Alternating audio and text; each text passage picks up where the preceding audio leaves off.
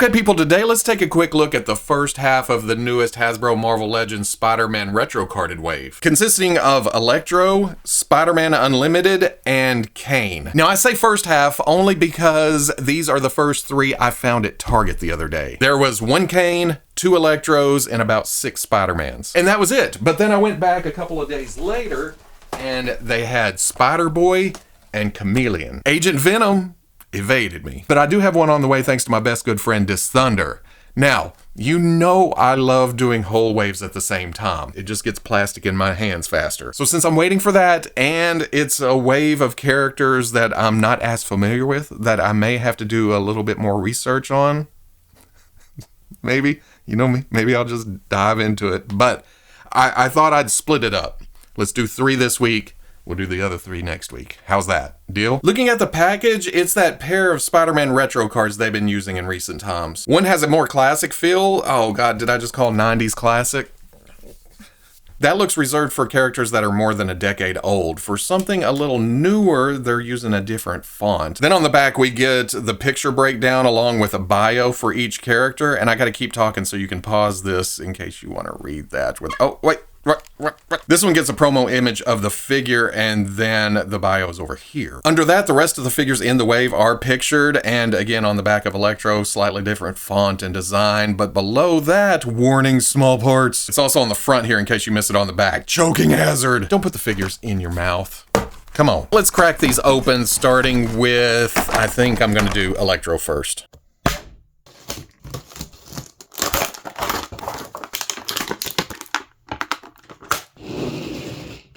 Okay, I'm going to start off by saying this is not going to take the place of the original Electro in my brain and probably on my shelf, but I will admit I absolutely love this costume. It has all the best beats of the classic, but it modernizes it. That astonishing X-Men effect that I love so much. It's got the big yellow electric mask, the lightning bolts running down the torso. It doesn't have the bolts running down the side of the legs, but it gets to the yellow boots with a little zigzag action going on, a little bit of bolt. It's also missing this big lightning piece on the back of the glove. But it does bring in more of the black, like an earlier Marvel Legends Electro we got that I think was a more modern take that I always liked, but it wouldn't take the place of the classic. But since this is Francine, a different character altogether, I like the flourishes. I like the modernization. So again, this isn't leaving my shelf, but different character. She can be in a different spot on that same shelf. Even though from what I understand in my quick reading, Electro is now dead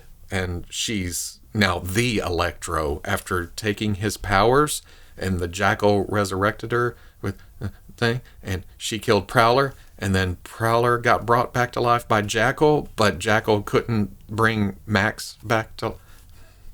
I don't know. We're just talking about this figure. It just uses the iconic villain colors. There's the yellows, all bright and vivid on the lighter type green, but then I love the contrast of the black. I know I already talked about that, but the way it comes across and up, and then it's not just a straight line across for the boots down here, although I say that and then we get to the gloves, and then down in the neckline, which, hey, the classic Electro also had that up around his head, and they have that in common too. But it's not just the color or the legacy of this costume that tells you that she's a villain. There's also this face. Look at that evil grin. This is another thing I love about the Electro design, this flat mask. Now, it does form back a little bit, makes it a bit more streamlined, but man, the bolt sticking out, the eyes peering through some eye holes, just a little bit of skin tone sticking out from this color scheme. I do have to point out that the painted parts and the cast in color parts don't quite match up.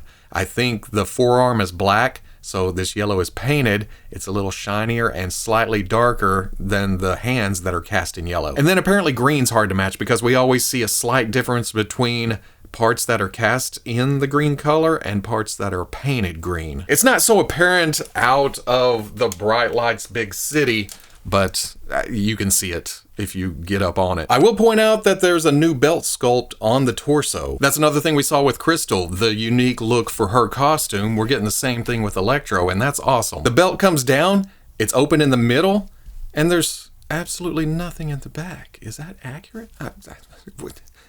Is it just there for the pouches? But it does break up the standard skin-tight costume silhouette, so I'm good with that. A lot of this is the standard female body, which I just opened up with the Lockjaw and Crystal 2-pack. Notice Crystal's arms go down to her sides a little better. Not all the way, they don't stay here. They pop out a little bit, but man, Electro's just... The shoulder's down as far as it goes. It almost seems like the peg sticking out into the arm is jutted out a little bit. That means we got to break out the Johnny Storm Heatmaster 2000. Before we go blasting this with hot air, I'm going to take the head off because this is a thin plastic. I do not want to warp that because it is nice and formed back exactly how it should be. I'm just going to heat it here, and hopefully the peg will go back to its original shape, or I can make it soft and just hold it in place until it cools off enough to hold there. Whatever comes first. You know what? I just had an idea. Why don't we do this and avoid the body altogether, and then I can see if it goes like that. That's better. And before anybody says anything, no, the arms aren't on backwards. That point goes up there. Then you can see the bicep muscle sculpt on the inside. Going over articulation, we just popped the head off. There is a ball up at the top of the neck with a hinge. We're looking up. We are looking all the way down. Not bad tilt. Not as good as a dumbbell joint, but not terrible. Positive. Negative. Pin coming out to the shoulder rotates all the way around with a hinge that goes up to there and a bicep swivel. Pinless double elbow goes all the way up. Swivel at the wrist with a hinge in and out. Dumbbell joint mid-torso does some crunch, arc back, tilt, rotation. Ball out to the hip, kicks forward, not so much back, out. Thigh swivel. Double knee kicks up to, yeah, if you push real hard. Hinge at the ankle goes way back, forward, front-facing pin for rocker. For accessories out of the package, she has these two power-wielding hands, but they're not your standard female power-wielding hands. They're not what I just saw with Crystal and a ton of other Marvel Legends females. These are kind of more glove-like, but these fingers being together, is this a Scarlet Witch sculpt that I'm not recognizing? She also comes with two fists, but I will never use these because she comes with these two impressive electric effects that just so happen to be the same color as my background. Where'd they go? As soon as I opened the package, I wanted to know how to put these on, and at first I was a little confused, but once I got them to work, oh, they work really, really good. I was popping the hands and trying to thread the arm through some of these loops, and it would press up into the shoulder and get kind of bunched up and stuff. Then my dumbass realized, hey, there are wrist clips right there. I said that plural because it's on both of them. I'm not sure if there's a specific way to do it, but the way I've been putting them on is this clip being straight up and down like this, the electricity kind of flows up. I put that on the right side because I want it to be kind of more action-y. Same with this clip, straight up and down, electricity goes up. That way you don't even have to pop the hand off. I just thread it through that loop and then back through that loop and clip this onto the wrist. It's easier than I'm making it seem because I'm trying to do it looking in the camera. Then on the right side, I take this part back here, toss it over the arm, thread the hand through that hole, and then clip that. And with those, you can get some super interesting poses. It's electrifying. I don't know if this is a thing she does in the comics, but it works for me. And they work in neutral position. They take up some real estate, but I may display it like this. Electro stands at about 6 inches to the top of her head and then 6 1/4 up to the top of the mask. And from what I read, she did some team ups with Beetle and White Rabbit. Hey, I had to use the jacket and arms for a Cassandra Nova. The X-Men is a higher priority for me. But now that I know that White Rabbit fits in kind of sorta with a team, I regret doing this. Not so much that I hate this, but hopefully I can grab another one. Next up, I think I'm gonna go with Spider-Man Unlimited. Unlimited.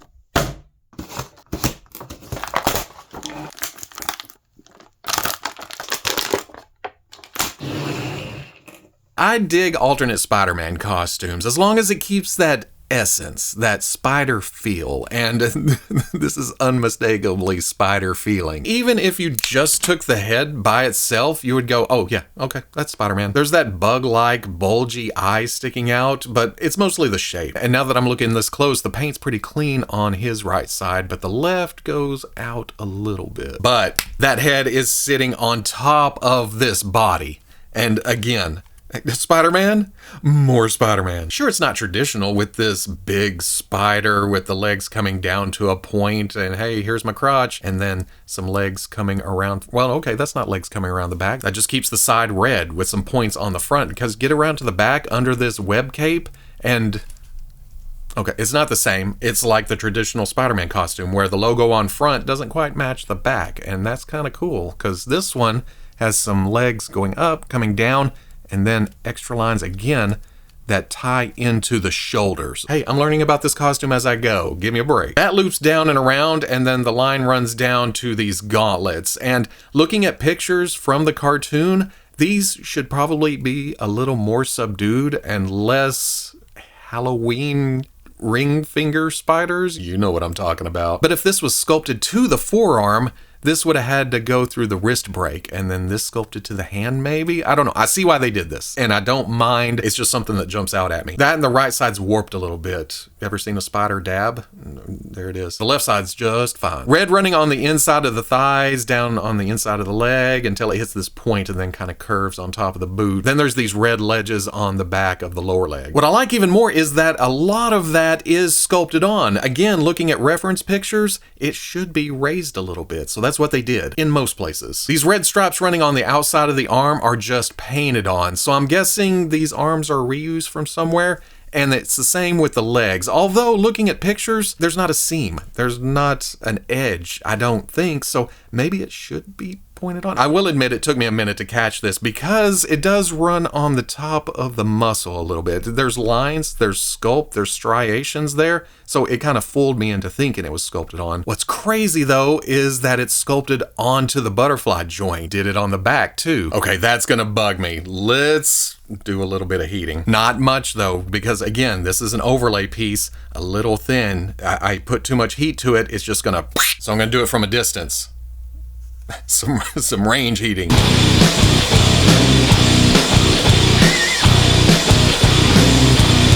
It did help a little bit. It's not crossing over. Then last but not least, I mentioned it, but the web cape. It's just some white translucent material with some web sculpt to it. It comes down, it just kind of tatters at the end. It's got some flow to it, but it is just a flat piece that hangs. Thankfully, because of the size, it doesn't really get in the way a lot when you're doing this. In fact, when you crunch over, it's got some flyway to it, but again, it's still flat. But I'm not complaining about it because you can barely see it from the front, and then from the back, it looks like Spider-Man webbing. I was gonna say webbing, but it looks like Spider-Man.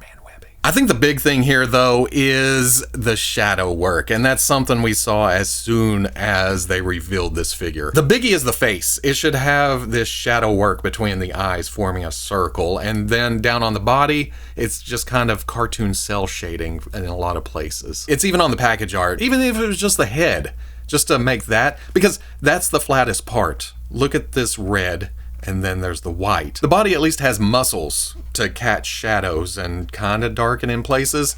The head doesn't have any of that. It's just, whew, maybe that's a Playdate project. Okay, I couldn't help myself. I've already finished the rest of the review and it's mostly edited, but I came back out here because I wanted to give this a shot. I was just gonna do the shadow on the face and be done, and I was good with that, but then I started playing around and messing with panel lining and then coming in with a couple of shadows here and there. Now, it's not great, and it's not super accurate. In the cartoon, there is a lot of black, and it goes against my brain pan because all that black is on top of muscles, and then as you get down in the striations, it's more blue. So it's backwards from what I think of shadow. So as I was going along, I just started doing splotches and throwing stuff at the wall just to break up the blue. I didn't want to get any on the red.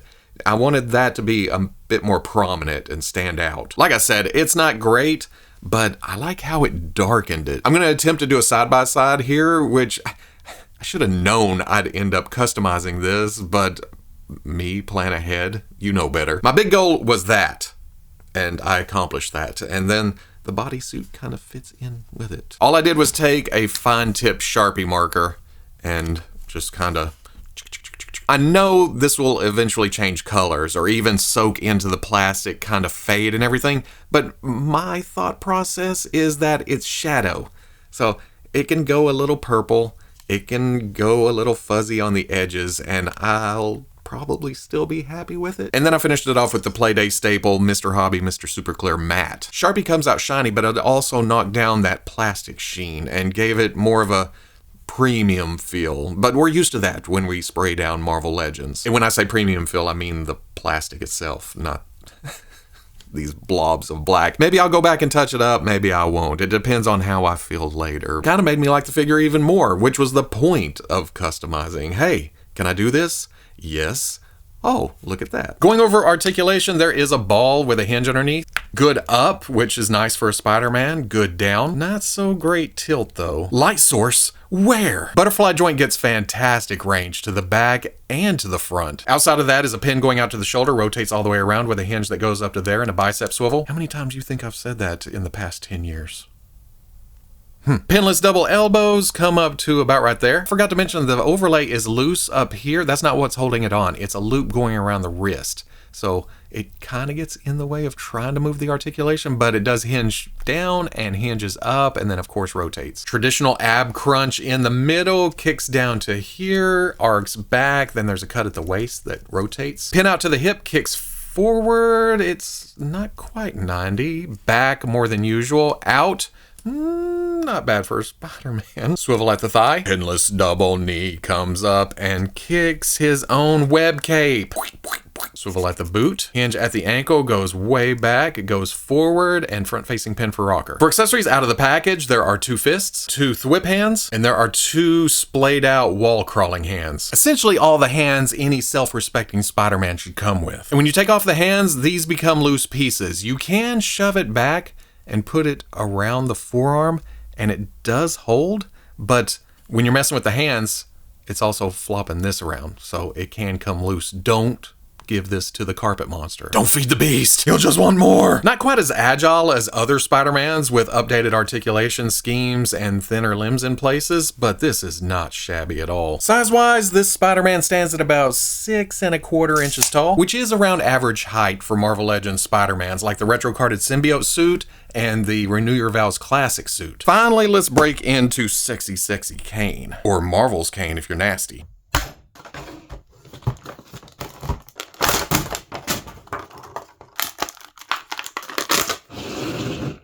Now, you've heard me say it several times before, I don't know much about Kaine. I could pick him out of a lineup because of the design, and I know a little bit. Imperfect clone. I just know that he wasn't happy with either Peter Parker or Jackal. Hey, wait a second. Doesn't that kind of tie these 2 characters together in the same wave? I see what you're doing, Hasbro. But this became one of my most wanted out of this wave because of how the costume translated into plastic form and the effort the Marvel Legends team put into this. This is all new. Now, me not knowing a lot about Kaine makes me ask, why put that much work into this?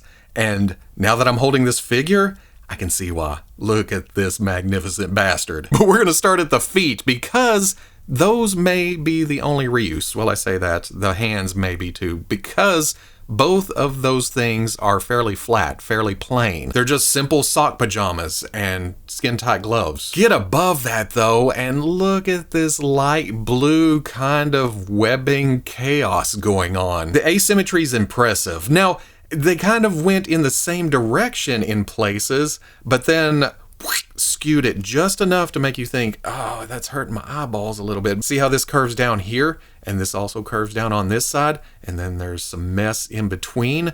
It works completely. Not to mention these big shark fins on the outside. What's the deal with those? Because it's the same thing up here on the outside of the forearm. Then it brings in the light blue squiggles on the arms too, which complements the dark gray blue bodysuit perfectly. Oh, the shoulder balls are plain too. Those may be transplants from another body. Then we get to the torso, and it's new simply because of the sculpt work. Now, I say new. I have long forgotten all of the Marvel Legends base bodies, so this may use the base sculpt of an existing body, but I'm saying new because of all this new work that is on top of it. Blue webbing coming in towards the abs and even down here, because I was about to say, oh, well, the abs are plain, maybe those. Nope, it's down here on the sides too. Same for the crotch piece, coming around, attaching everything together. It's just, it flows so nicely until we get to here. And then we get back to the spiky look, which I guess ties to here. So it's not sticking out. It's not standing out. It may be comic accurate, but it's just something I noticed going from here to here. Then we change things up with this pink, which is sculpted into the torso and painted on there. This color scheme should not work, at least to me. I don't know color theory or design or any of that stuff. All I know is that I look at this and think, God dang. That's beautiful. This strap coming down under the arm is a separate piece from this cape. And there, we have another spike for whatever reason. It comes over here, flows out to the side. I guess that plays into the imperfect clone thing. It's an imperfect cape with a lot of asymmetry happening. So the design works into the concept. Get around to the back, you see the tatters and the wrinkles, and it flows so nicely. But it is a hard candy shell. There is not a lot of flex to this whatsoever. So as far as the shoulders go, you get to here, nothing. You're not going to be able to raise above this point. In fact, there's not even a pin holding it on the back. What's going on is this collar coming up is pinched down between the torso and this luxurious hair. That's just magnificent. And again, it shouldn't. Look at this brown. It's just brown hair on top of pink, on top of dark blue and light blue. If you wrote that out on paper without looking at this, you'd go, no, no, no. Oh, okay. Yeah, baby. But anytime an action figure has this length of hair with this much volume, it becomes a brick up top. Well, okay, they can look down because the chin tucks down behind that cape, but that's about it. But then we get to the mask, and yes, my brain is screaming at me that there should be more blue on this cheek to balance things out. But I love this too. Just coming down over the right side with just a simple line on the left. It's awkward, but it's imperfect. It's Kaine. Because there's also those wide eyes peering out of that dark costume. I think that's the focal point. You go up to those eyes, just looking at you, staring into your soul. Even with the facial features obscured by the mask, the sculpt is so good because of the furrowed brow, and there's a little pain to the eyes, and you can see the tip of the nose poking, and he's gritting his teeth or something, even though there's nothing around the mouth area right here, where the cheeks kind of, oh man, yeah, there's some anguish, some angst. I shouldn't like this. The color scheme, the concept, the pure 90s feel of it, but it won me over as soon as I saw the promo pics. And now that I have it in hand, it's my favorite so far. What have I become? Future Playday may involve replacing this piece, which may be kind of tough because of this dinosaur tooth on this side. But it shouldn't be too terrible. Some tattered cloth coming down, a little collar piece. I'd probably leave this on here because it doesn't get in the way. I showed how the cape hinders. Without the cape, there is a ball going up into the head with a hinge underneath. That hair was made for that collar piece, so it does allow for a little more up, simply because there's gap back there, and then a lot of down. Not too much tilt, but still sexy. Has anybody seen my cape? Standard butterfly joint goes forward a bit, goes back. Pin coming out to the shoulder rotates around with a hinge that goes up to there. Bicep swivel. Double pinless elbow comes up most of the way. Hey. Crunchdicles go forward, goes back. Wait a second, is this the first torso I've seen in a long time that goes more forward than back?